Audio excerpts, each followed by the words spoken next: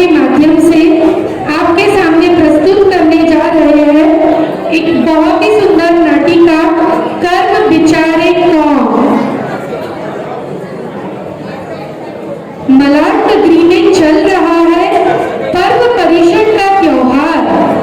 मलाड नगरी में चल रहा है पर्व परिषद का त्योहार और हमने सजाया है यहाँ राजा श्रेणिक का दरबार।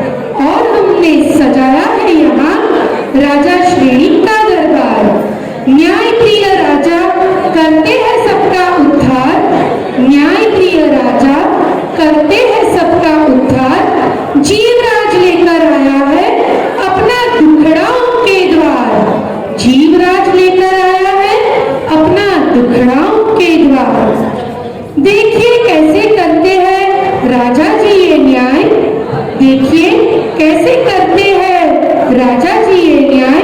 क्या जीवराज है दोषी या कर्म का है अन्याय। क्या जीवराज है दोषी या कर्म का है अन्याय। व्यवहार चंद और निश्चय चंद, व्यवहार चंद और निश्चय कुमार के तर्क न की भटका है। मंत्री तंत्री पंडित जी का माथा जाए भटका है। मंत्री तंत्री पंडित जी का माथा जाए भटका है। तो हम सब सुनते हैं इस कहानी को। हम सब सुनते हैं इस कहानी को। राजा श्रेणिक का दरबार लगा है। सभा में बैठे हुए सारे जातिगण और दरबारी सब एक साथ बोलते हैं।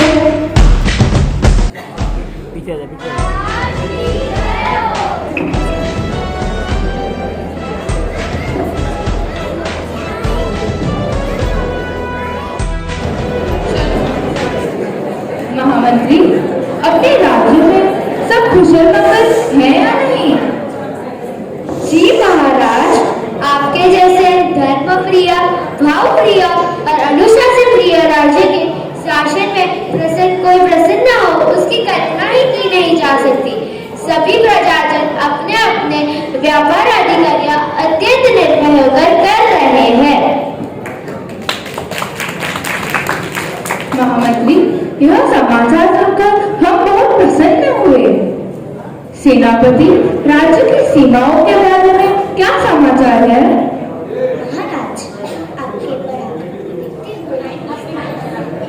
महाराज, आपके पराक्रम को देखते हुए पड़ोसी राज्य अपनी ओर ही सीमित है। कोई पड़ोसी राज्य अपनी ओर आंख उठाकर भी नहीं देख सकते।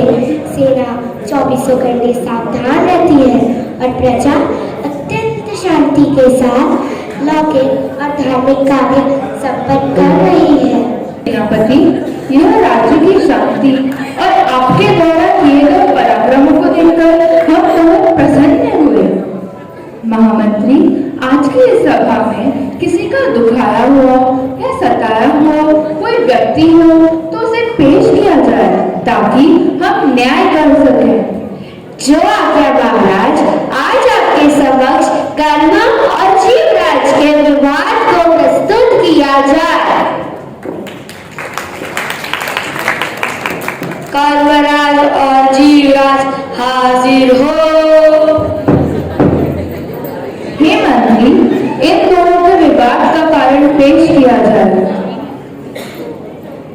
जो आज्ञा महाराज, जीवराज का कर्मराज पर यह आरोप है कि वो अत्याचारी और लुटेरा है और उसने जीवराज के ज्ञान धन को भी चुरा लिया है और वो उसे सम्यक दर्शन, सम्यक ज्ञान, सम्यक चारित्र प्राप्त करके उसे मोक्ष मार्ग जाने से भी रोक रहा है। महाराज, मोक्ष मार्ग जाने से भी रोक रहा है। आपसे विनती है कि आप न्याय करें। अरे, इतना अन्याय भी हमारे राज्य में हो सकता है? श्रीमान जी, आपको कर्म से क्या शिकायत है? जय हो महाराज की जय हो। मैं लुट गया, मैं बर्बाद हो गया। इस दुष्ट कर्म ने मुझे, सरकार मुझे लूट लिया। इसे तो फांसी की सजा होनी चाहिए।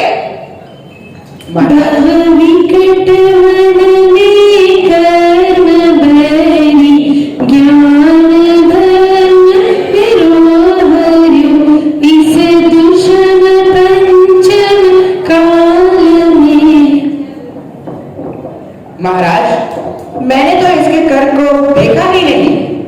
फिर चुराने की बात तो बेकार है। ये मेरे पे झूठा आरोप लगाकर मेरी मानहानि कर रहा है महाराज। अरे कल मेरा ज्ञान धन चुरा कर अब झूठ बोल रहे हो, ईमानदार बन रहे हो। न्याय कीजिए महाराज। महाराज मैंने नहीं चुराया है, ये मेरे और मेरे परिवार पे झूठा आरोप लगा रहा है महाराज। अरे कल मेरा ज्ञान धन चुरा कर चारों गतियों में भटका कर अब परेशान कर रहे हो, बहुत तेज चल रहे हो। न्याय कीजिए महाराज। शांत हो जाइए, शांत हो जाइए।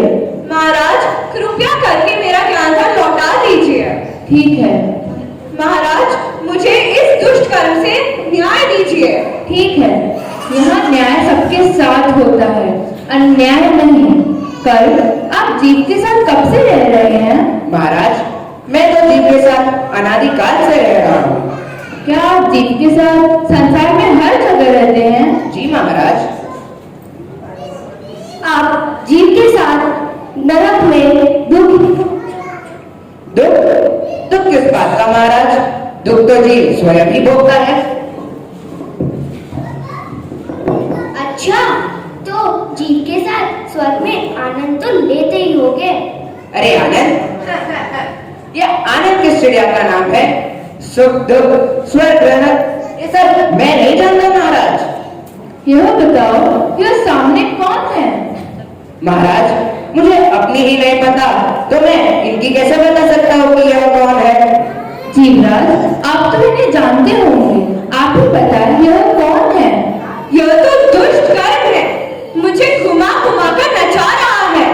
कबहू इतर निगो कबहू नरक दिखावे सुर नर पशु गति माही बहुविधि नाच नचावे। इस दुष्ट कर्म को मैं कभी नहीं भूल सकता। जीवराज आप तो इन्हें आप जानते हैं, अब आप ही बताइए आप कौन हैं? मैं जीव हूँ, मैं दुखिया हूँ, चारों गतियों में भटक रहा हूँ, परेशान हूँ महाराज।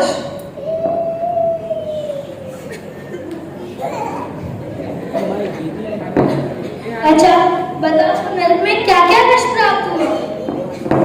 अरे कुछ मत पूछिए महाराज।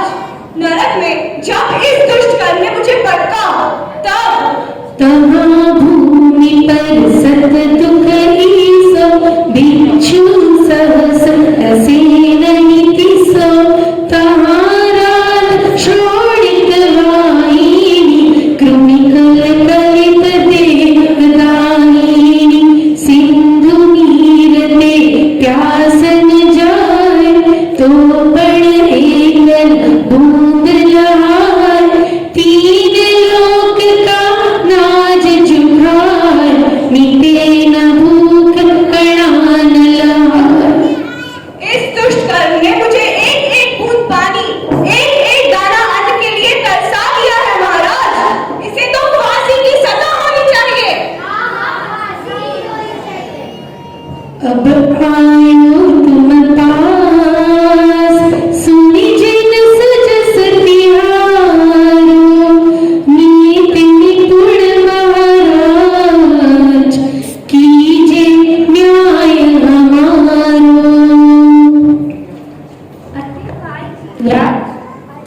जीवराज यह स्वर्ग का आनंद भी यह कर्म ही दिलाते होंगे, इसके बारे में तो कुछ बताओ। आनंद आनंद? अरे कहाँ महाराज, जैसे तैसे तप तपस्या करके त्याग का कष्ट उठाया ही था, वहां से स्वर्ग पहुंच गया। वहां थोड़ा बहुत मजा किया कि वहां भी यह दुष्ट कर्म आ टपकते हैं, कहते हैं समय हो गया, घंटी बजा देते हैं, वहां से उठाकर स्थावर का पेड़ बना देते हैं, जल बना देते हैं। महाराज यह मजा कम सजा ज्यादा है, आप ही न्याय कीजिए। अच्छा जीवराज, यह बात चोर है, लुटेरे हैं, इन्होंने तुम्हें नरक में रुलाया, स्वर्ग में घुमाया, दुखी किया। पर जीव यह सब तुम्हें कैसे पता, जबकि इस कर्म तो कुछ जानता ही नहीं। यह सब इस दुष्ट कर्म को कैसे पता हो सकता है? यह तो मूढ़ है, निर्मूढ़ है। इस संसार में जो हूँ वो मैं ही तो हूँ, मैं अकेला ही हूँ, समझदार हूँ। श्रीमान जीवराज, अभी आपने स्वयं कहा कि आप ज्ञान से जानते हैं। इसका मतलब आपका ज्ञान स्वयं आपके पास ही है। आप जबरदस्ती कर्ण पर आरोप लगा रहे हैं कि उसने आपका ज्ञान धन लूट लिया है। आप झूठ बोल रहे हैं। सजा आपको ही मिलनी चाहिए। अरे नहीं नहीं महाराज, मैं तो लोकालोक को जानना चाहता हूँ, पर यह दुष्ट कर्ण का बेटा ज्ञानावर्णिय दर्शनावर्णिय कुछ जानने ही नहीं देता। और इसका बेटा अंतराय तो एक नंबर का बदमाश है। मैं जहाँ जाता हूँ मेरे पीछे आता पकता है। और इसका छोटा बेटा बेटलिया बहुत खतरनाक है। कभी सर दर्द, कभी पेट दर्द, कभी ब्लड प्रेशर, कभी शुगर, कभी कैंसर, इन सारी बीमारियों से चक्कर लगा है मुझे। महाराज, अब आप ही न्याय कीजिए। अच्छा जीवराज, आप अपने पक्ष में कोई गवाह को पेश करना चाहेंगे? जी मंत्री जी, मैं अपने पक्ष में श्रीमान व्यवहार चंद को पेश करना चाहूंगा।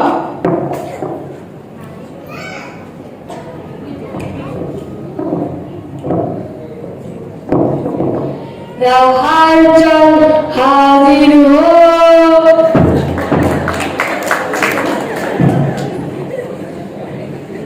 नमस्ते महाराज। क्यों व्यवहार चंद, आपने कर्म को जीव को सुखी दुखी करते हुए एवं संसार में परिभ्रमण कराते हुए देखा है? जी महाराज, अरे यह कर्म ही तो जीव को अनादिकाल से दुखी किए हुए है। इसका यह ज्ञानावर्णिय नाम का बेटा जीव को सर्वज्ञ होने ही नहीं देता। अरे जितना जानता उसमें भी भ्रम पैदा करता है। और इसका सबसे खतरनाक बेटा तो मोहिया है। जीव को मोहित करके मोक्ष में कदम ही नहीं रखने देता, वस्तु स्वरूप को समझने ही नहीं देता। कभी राग तो कभी द्वेष, नए नए बल कराकर संसार में घुमाता है। बिल्कुल सही कह रहा है महाराज। अरे यह कर्म ही तो जीव को चारों गति में पटक पटक कर रुलाता है, दुखी करता है। मैं तो 24 घंटे देखता हूँ कि यह कर्म सारे परिवार सहित जीव को कष्ट देकर रुलाता है, दुखी करता है। हे कर्मराज, क्या आप भी अपने पक्ष में अपने पक्षकार को प्रस्तुत करना चाहोगे? जी महाराज, मैं अपने पक्ष में विवेकी श्रीमान निश्चय चंद को बुलाना चाहूंगा। निश्चय कुमार को हाजिर किया जाएगा।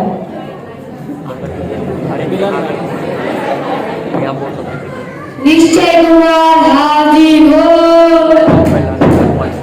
नमस्ते महाराज। श्रीमान निश्चय कुमार, क्या आपने कर्म और जीव के विवाद को जानते हैं? तो अपना पक्ष प्रस्तुत करें। हे न्यायप्रिय राजन, मैं इन दोनों के विवाद के संबंध में जो कुछ जानता हूँ और जो आपके बात को बतला रहा हूँ।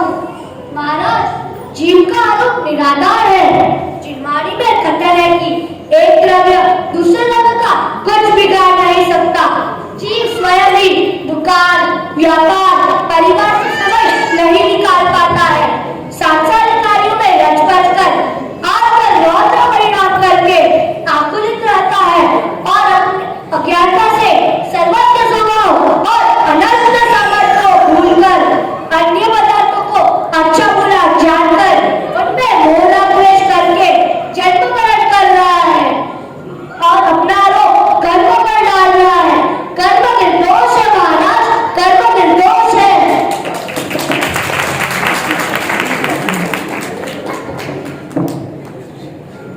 हे महाराज, व्यवहारचंद और निश्चय कुमार ने जिनवानी के अनुसार बताए हुए प्रस्तुत किए हुए विरोध लग रहे हैं, परंतु सर्वज्ञ परमात्मा द्वारा बताया गया कथन गलत नहीं हो सकता। अतः मैं महाराज से निवेदन करूंगा कि उनकी राज्य की शोभा बढ़ाने वाले ज्ञानवान पंडित को लेकर परामर्श करके निर्णय लिया जाए। हाँ मंत्री जी, आपका सुझाव स्वागत योग्य है। त्यागराज शास्त्री जी आज तक हर समस्या का समाधान करते हुए आ रहे हैं। मैं उनसे निवेदन करूंगा कि वह व्यवहारचंद और निश्चय कुमार द्वारा किए गए कथनों का अपनी त्यागराज विद्या के द्वारा न्याय समाधान कीजिए ताकि हम न्याय कर सकें। व्यवहारचंद और निश्चय चंद द्वारा किए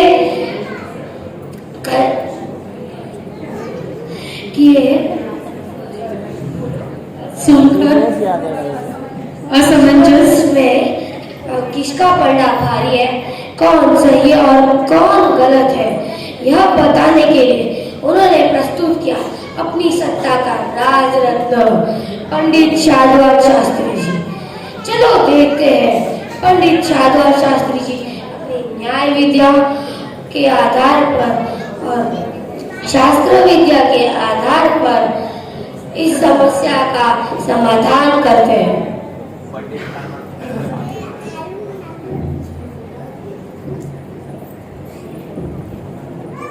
हे न्यायप्रिय राजन, जैन संविधान में किसी भी वस्तु के संबंध में कथन करने में दो प्रकार है। जब पर्याय की अपेक्षा हो या संयोग की या निमित्त की अपेक्षा कथन करते हैं, तब जैसा व्यवहारचंद ने कहा कि कर्म ही जीव को बांधता है, कर्म ही जीव को रुलाता है, सुलाता है, सुखी दुखी करता है, सच्चा ज्ञान प्रकट नहीं करने देता, संसार पर भ्रमण कराता है, ऐसा ही कहा जाता है। परंतु यह कथन तो उपचार है महाराज। जब जीव दुखी होता है तब उसकी उपस्थिति का ज्ञान करने वाला ही कथन है महाराज। यह आगम शैली, यह तो व्यवहारचंद की बात है, परंतु निश्चय कुमार ने इन सब बातों का विरोध किस आधार पर किया है? हे तत्वचित ऐसे महोदय, निश्चय कुमार वस्तु के सत्य स्वरूप द्वारा यह कथन कर रहे हैं। जब जीव स्वयं अपने पुरुषार्थहीनता द्वारा अनंत ज्ञानादि कर्मों को, अनंत ज्ञानादि शक्तियों को भूलकर अपने अनंत ज्ञानादि शक्तियों को भूलकर पर पदार्थ में बुरा द्वेष करते हैं, तो उन्हें आकुलता होती है और वह जीव स्वयं ही दुखी होता है। कोई जड़ कर्म या पर पदार्थ जीव को दुखी नहीं करता। जड़ कर्म तो जीवराज की ज्ञान धन रूपी संपत्ति का अपहरण कर ही नहीं सकता, क्योंकि जीव अपने में स्वचतुष्ट ही है। पंडित कंवर, व्यवहारचंद और निश्चय कुमार के कथन में इतना अंतर क्यों है? यह निकट भव्य व्यवहारचंद संयोग कथन कर रहे हैं। जिस तरह कमल का पत्ता जल में होने से जल में डूबा हुआ दिखता है, इसलिए कि वह जल में रहता है, ऐसा कहा जाता है। परंतु निश्चय कुमार वस्तु स्वरूप का कथन कर रहे हैं। वह वस्तु स्वरूप को देख रहे हैं। जैसे उसी कमल के पत्ते को स्वभाव से देखे तो वह पानी को छुआ नहीं है, वह पानी में रहने के बाद भी वह पानी से गीला नहीं होता है। इसलिए ऐसा कहा जा सकता है कि वह पानी से भिन्न है। यह परम सत्य है। पंडित जी, हम आपके द्वारा बताए गए दो वचनों को सुनकर क्या अर्थ समझे? संयोगों को देखकर कथन करने वाले व्यवहारचंद का कथन औपचारिक है, अयथार्थ है, अतः जानने सुनने योग्य तो है ही, परंतु श्रद्धा करने योग्य नहीं। जबकि वस्तु स्वरूप के अनुसार यह कथन पारमार्थिक है, सत्यार्थ है, अतः श्रद्धा करने योग्य है। हमें यही समझना चाहिए। इतना ही कहना चाहता हूँ मैं महाराज। हाँ पंडित जी, आपके द्वारा किए गए इतने सुंदर स्पष्टीकरण के बाद कर्म एवं जीव के विवाद को देखने के बाद हम सब इस नतीजे पर पहुंचे हैं कि जीव स्वयं अपनी भूल से दुखी है, अपनी भूल न स्वीकार करके कर्म पर जबरदस्ती आरोप लगाता है। इसीलिए हम सब इस निष्कर्ष पर पहुंचे हैं कि कर्म विचारे कौन, भूल जीव की अधिकारी। जीव को आदेश दिया जाता है कि वह अनंत दर्शन, अनंत ज्ञान और अनंत सुख रूप प्राप्त करके संसार का वैभव न प्रकट करके अन्यथा उसे सालों गति में भ्रमण करना पड़ेगा।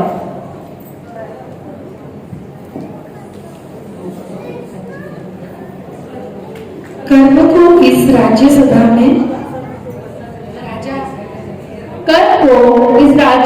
में निर्दोष किया जाता है। न्याय प्रिय राजा की जय हो जय हो। तो देखा आपने, कर्म बेचारे निर्दोष थे। यह सब जानने देखने वाला जीव